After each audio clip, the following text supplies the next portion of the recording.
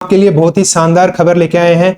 UPPSC polytechnical lecturer exam है, उसकी announcement हो चुकी है, डिटेल नोटिफिकेशन वो जारी हो चुका है, आवेदन की तिथि है वो स्टार्ट हो चुकी है। हम आपको इस वीडियो में पूरी कंप्लीट इंफॉर्मेशन देंगे कि टोटल वैकेंसीज है वो की कौन सी इंजीनियरिंग ब्रांचेस में कितनी आई है। और आपको अगर इस पोस्ट के बारे में पता नहीं है तो मैं आपको बता देता हूं, अगर आप किसी भी इंजीनियरिंग बैकग्राउंड से या फिर नॉन इंजीनियरिंग बैकग्राउंड से बिलोंग करते हैं तो एज ए फ्रेशर आपके लिए बहुत ही शानदार अपॉर्चुनिटी है, क्योंकि आप एक ऐसी सरकारी नौकरी जो कि गेजेटेड पोस्ट है, जहां पर आप सरकारी दस्तावेज पे साइन कर दोगे तो वो एक लीगल डॉक्यूमेंट माना जाएगा। आपको इस प्रकार की सरकारी नौकरी केवल फ्रेशर्स को मिल रही है जिन्होंने बीई बीटेक की है। अच्छी खासी वैकेंसी है, टोटल 513 नंबर ऑफ वैकेंसी यहाँ पर आपको देखने को मिलती है। अगर आप किसी भी इंजीनियरिंग ब्रांच से बिलोंग करते हैं तो आपके लिए बहुत ही शानदार अवसर है, एक गोल्डन अपॉर्चुनिटी है। अगर आप टीचिंग के अंदर इंटरेस्टेड है तो आपको मौका मिलेगा यूपी के उन डिप्लोमा कॉलेजेस के अंदर पढ़ाने का जहां पर स्टूडेंट्स हैं वो डिप्लोमा करते हैं वेरियस इंजीनियरिंग सेक्टर्स के अंदर, तो वहां पर आप पढ़ा सकते हैं। वहां पर आपको एज ए लेक्चरर है वो रिक्रूट किया जा रहा है। टोटल नंबर ऑफ वैकेंसी आपको 513 देखने को मिलेंगी, जिनके बारे में हम विस्तृत चर्चा है वो इस वीडियो के अंदर करने वाले हैं। एक एक चीज हम आपको बताएंगे यहाँ पर कि एग्जाम का पैटर्न क्या रहने वाला है, एग्जाम है उसका सिलेबस क्या रहेगा, टोटल नंबर ऑफ वैकेंसीज कौन सी इंजीनियरिंग ब्रांच में कितनी है, और हम आपको पूरी की पूरी जानकारी है वो इस वीडियो में देने वाले हैं। तो ये डिटेल एडवर्टाइजमेंट को मैं डिस्कस करूंगा और मैं आपको पूरी कंप्लीट इंफॉर्मेशन दूंगा। मैंने खुद इस एग्जाम को 2-3 साल पहले हुआ था, वो दिया हुआ है, रिटन क्लियर किया है, इंटरव्यू है, वहां तक मैं पहुंचा हुआ हूं। तो आपको मैं पूरी इंफॉर्मेशन वो एक्यूरेटली इस वीडियो के अंदर देने वाला हूं और आपको सारी चीजें हैं वो आपको मैं बताने वाला हूं। तो अगर हम इस एडवर्टाइजमेंट की बात करें तो ये पहले वैकेंसी जब निकली थी तो 2-3 साल पहले निकली थी तब 1000 से ज्यादा वैकेंसी थी, बट अब की बार आधी ही वैकेंसी आई है। बट खैर फिर भी एक अच्छा नंबर ऑफ वैकेंसीज है वो आपको यहाँ पर देखने को मिल रहा है। जब हम यूपीपीएससी की ऑफिशियल वेबसाइट पे विजिट करते हैं uppsc.up.nic.in पे, और यहाँ पर होम पेज से जब हम नोटिफिकेशन एंड एडवर्टाइजमेंट सेक्शन में जाते हैं तो यहाँ पर आपको एग्जामिनेशन देखने को मिलती है टेक्निकल एजुकेशन डिपार्टमेंट यूपी की तरफ से। टेक्निकल एजुकेशन डिपार्टमेंट ने जो रिलीज किया है, यहाँ पर जब हम आते हैं तो हम एडवर्टाइजमेंट को देख पढ़ सकते हैं और यूजर इंस्ट्रक्शन है वो देख सकते हैं। जब हम व्यू डिटेल एडवर्टाइजमेंट पे जाते हैं तो हिंदी में और इंग्लिश में हम यहाँ पर दोनों एडवर्टाइजमेंट को पढ़ सकते हैं। जब मैंने इंग्लिश वाले एडवर्टाइजमेंट पे क्लिक किया तो यहाँ पर आपके सामने ये डिटेल एडवर्टाइजमेंट है वो खुल के सामने आ जाता है। यहाँ पर हम कंप्लीट इंफॉर्मेशन देखेंगे। सबसे पहले अगर हम यहाँ पर देखें तो Uttar Pradesh public service commission UPPSC की तरफ से आज तारीख 2 दिसंबर 2025 को ये डिटेल एडवर्टाइजमेंट है वो आपका जारी किया गया है, जहां पर UP technical education teaching service examination 2025 की इंपोर्टेंट डेट्स है वो लिखी हुई है। Date of commencement of online application form, यानी जो आवेदन की प्रारंभिक तिथि है वो आपकी 2 दिसंबर 2025 होने वाली है। The last date of payment of examination fee in the bank and submission of online application form, जो आपका ऑनलाइन आवेदन पत्र है उसको जमा करने की अंतिम तिथि है वो आपकी 2 जनवरी 2026 रहने वाली है। अगर आप ऑनलाइन एप्लीकेशन फॉर्म में कोई करेक्शन करना चाहें, कोई मॉडिफिकेशन करना चाहें या फिर फी रिकॉन्सिलेशन करना चाहें तो उसकी अंतिम जो डेट है वो आपकी 9 जनवरी 2026 है वो रहने वाली है, आप यहां पर देख सकते हैं। तो ये तो इंपॉर्टेंट डेट्स की बात हो गई। अब हम बात करते हैं एप्लीकेशन फी है वो आपकी कितनी रहने वाली है। एप्लीकेशन फी है वो बहुत ही नॉमिनल सी है, बहुत ही सिंपल है, ऐसा नहीं है कि गेट एग्जाम की तरह यहाँ पर 2000 रुपए आपसे लेंगे। बहुत ही नॉर्मल सी फीस है, जो अगर आप अनरिजर्व्ड या फिर ईडब्ल्यूएस से या ओबीसी से बिलोंग करते हैं तो 225 रुपए आपको देने हैं, SC ST से बिलोंग करते हैं तो 105 रुपए आपको देने हैं, पीडब्ल्यूडी से हैं तो 25 रुपए मात्र आपको देने हैं, और एक्स सर्विसमैन से आप बिलोंग करते हैं तो 105 रुपए हैं वो आपको मात्र यहाँ पर एप्लीकेशन फॉर्म के लिए जाएंगे। बहुत ही कम पैसे हैं वो आपको यहाँ पर देने हैं फॉर्म भरने के। अगर मैं नंबर ऑफ वैकेंसीज की बात करूं यहाँ पर तो टोटल नंबर ऑफ वैकेंसीज है वो है 513 नंबर ऑफ वैकेंसीज हैं वो आपको टीचिंग वाले फील्ड के अंदर देखने को मिलती हैं, और ये वैकेंसीज हैं वो घटाई या बढ़ाई जा सकती हैं depend upon the circumstances and requirements. सबसे खास बात इस पोस्ट की नेचर क्या है जिसके लिए लोग इसको ज्वाइन करना चाहते हैं, और वो है ये है गेजेटेड पोस्ट। ग्रुप बी का UP technical education teaching service का गेजेटेड पोस्ट ये माना जाता है। अगर आपने किसी भी गवर्नमेंट डॉक्यूमेंट पे अगर साइन कर दिए तो वो एक लीगल डॉक्यूमेंट बन जाता है। ये गेजेटेड ऑफिसर जो प्रॉपर जिसको हम सरकारी नौकरी बोलते हैं ना, वो प्रॉपर सरकारी नौकरी यही होती है जो मैं आपको यहाँ पर बता रहे हैं। 56,100 यानी 15,600 इसका ग्रेड पे रहता है 9A, और ये पे कमीशन 7 के अकॉर्डिंग है। अगर पे कमीशन लग जाता है अब की बार तो ये बेसिक पे है, ये बढ़ भी सकता है। अगर मैं रिजर्वेशन की बात करूं तो यहाँ पर पूरी की पूरी बातें लिखी हैं। रिजर्वेशन है वो हमारे पास कैसे कैसे किसके लिए एप्लीकेबल होगा, ठीक है ना। बट ध्यान रखना जो रिजर्वेशन है वो शायद यूपी वालों के लिए ही एप्लीकेबल होगा। अगर आप आउटसाइड द यूपी हैं तो आप जनरल कैटेगरी में ही कंसिडर किए जाएंगे। अब हम बात करते हैं मिनिमम कितने परसेंटेज आपके होने चाहिए, ठीक है। The candidate must possess all the request qualification up to the last date of submitting application. यहाँ पर ये दिया गया है if a class or division is not awarded, अगर first class, second class, third class आपको यहाँ पर ग्रेजुएशन में नहीं दिया गया है तो आपको ग्रेड पॉइंट के हिसाब से इक्विवेलेंट परसेंटेज है वो ये जो दिए गए हैं उसी को आपको फॉलो करना पड़ेगा। अगर आपके ग्रेड पॉइंट ये हैं तो उसके हिसाब से परसेंटेज आपके ये कंसिडर किए जाएंगे। अगर मैं एज लिमिट की बात करूं तो बहुत ही शानदार आपको यहाँ पर एज है उसका एक रिलैक्सेशन मिल जाता है। मिनिमम एज है वो आपकी 21 ईयर है, मैक्सिमम एज है वो आपकी 40 ईयर है।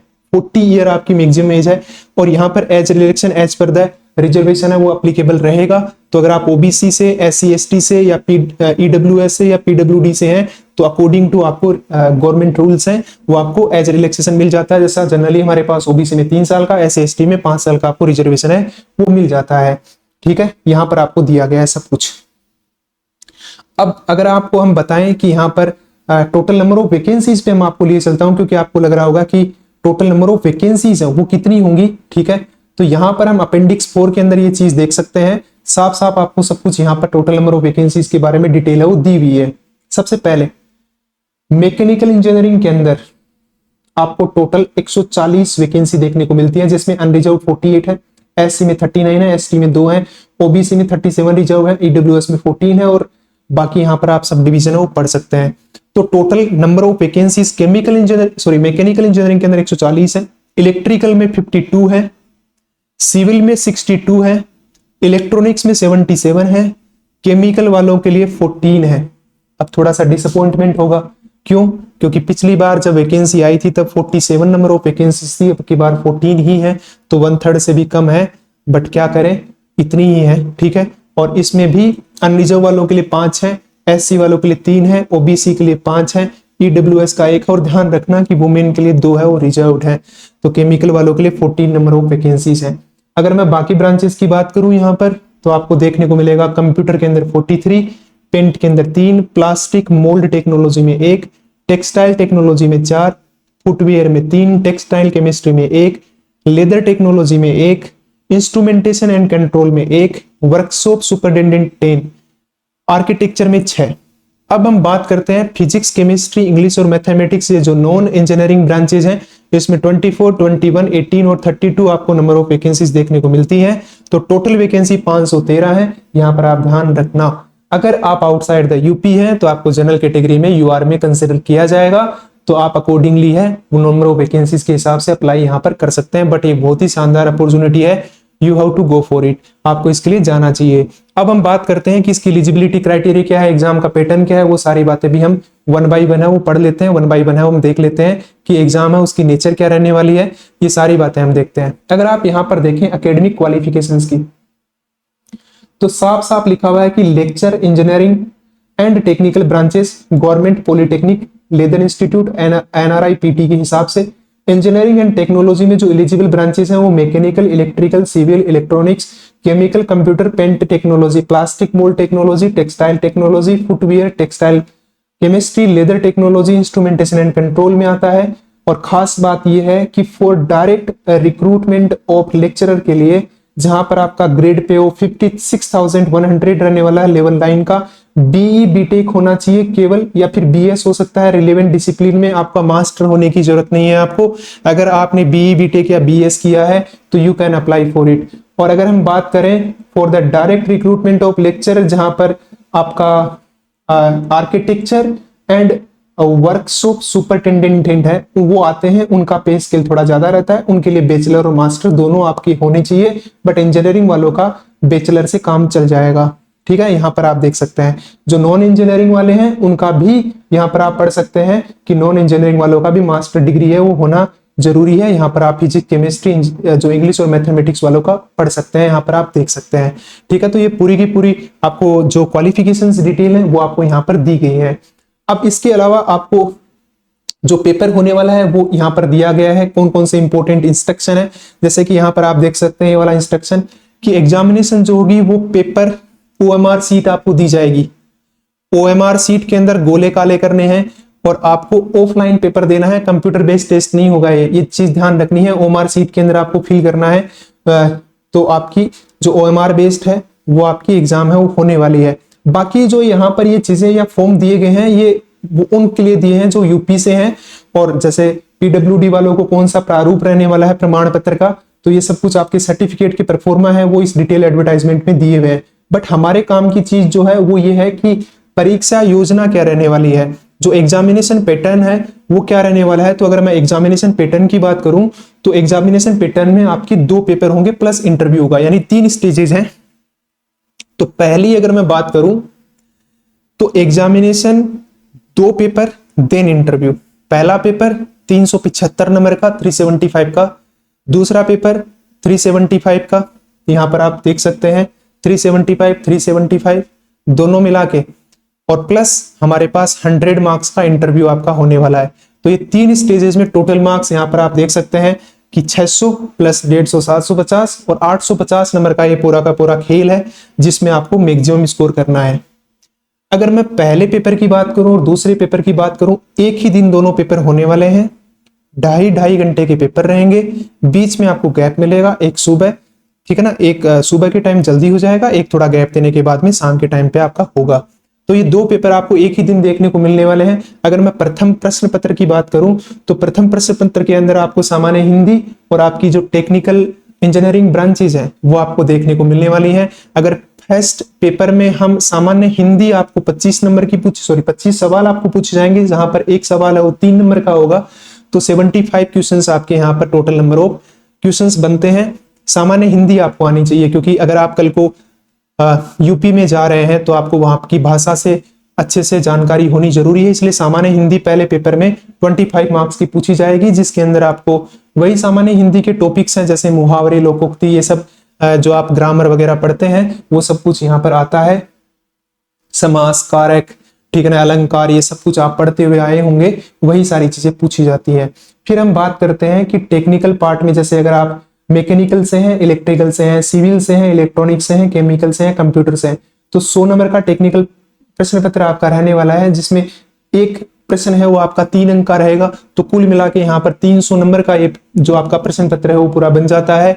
तो अगर कुल योग हम करते हैं अंकों का, तो यहाँ पर प्रथम प्रश्न पत्र में आपका 375 नंबर का ये बनता है, और आपके पास समय सीमा है वो लगभग 2.5 घंटे की यहाँ पे एग्जैक्टली आपकी रहने वाली है। तो आपके पास फर्स्ट क्वेश्चन पेपर जो जिसमें आपके 375 मार्क्स का जो रहेगा, जिसमें 125 क्वेश्चन आपको देखने को मिलने वाले हैं, और वहीं पर अगर मैं सेकंड प्रश्न पत्र की बात करूं, अगर मैं सेकंड क्वेश्चन पेपर की बात करूं, तो in this question paper there will be 2 section, 2 section यहां पर रहने वाले हैं, जिसमें 25 सवाल है वो अब की बार हिंदी की बजाय सामान्य अध्ययन, जनरल स्टडी के पूछे जाएंगे 25 क्वेश्चंस।